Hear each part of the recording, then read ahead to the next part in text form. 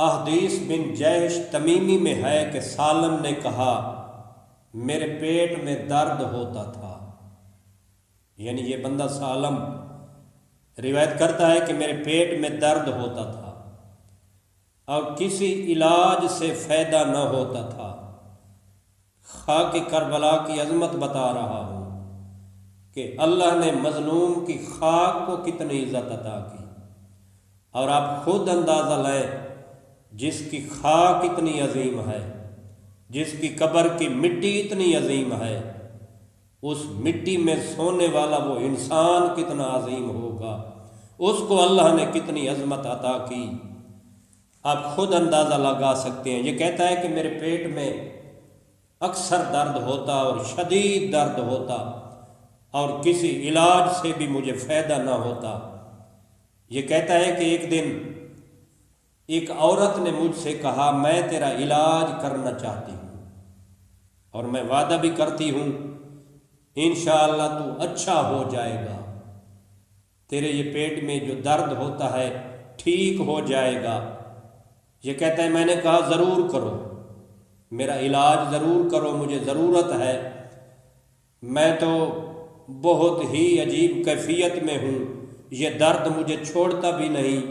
آپ مہربانی کریں میرا علاج کریں۔ یہ کہتا ہے کہ اس عورت نے مجھے ایک پیالے میں پانی پلایا جس کا رنگ قدرے گدلا تھا، ایسے لگتا تھا جیسے اس میں مٹی شامل ہو۔ یہ کہتا ہے پانی پیتے ہی میں ٹھیک ہو گیا،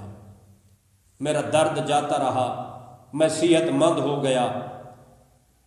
میں نے اس بوڑھی عورت سے پوچھا یہ کیا دوا دی تو نے مجھے، جو کسی ڈاکٹر کے علاج سے میں ٹھیک نہیں ہوا، لیکن تیرا یہ عام سادہ سا علاج، تھوڑا سا پانی اور وہ بھی گدلے رنگ کا، اس میں کیا تو نے شامل کیا کہ میں ٹھیک ہو گیا؟ یہ کہتا ہے کہ اس نے کہا یہ قبر حسین علیہ السلام کی خاک تھی، کیونکہ ظالم تھا، کیونکہ ظرف اس کا پلید تھا، کیونکہ خبیث ظرف کا تھا،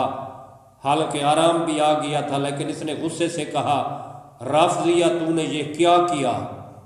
یعنی شیعہ لوگوں کو رافضی کہتے تھے، اے رافضیہ عورت یہ تو نے کیا کیا؟ یہ بندہ خود روایت کرتا ہے کہ بس یہ میرا کہنے کی دیر تھی، میرا درد پہلے سے بھی زیادہ شروع ہو گیا میرے پیٹ میں،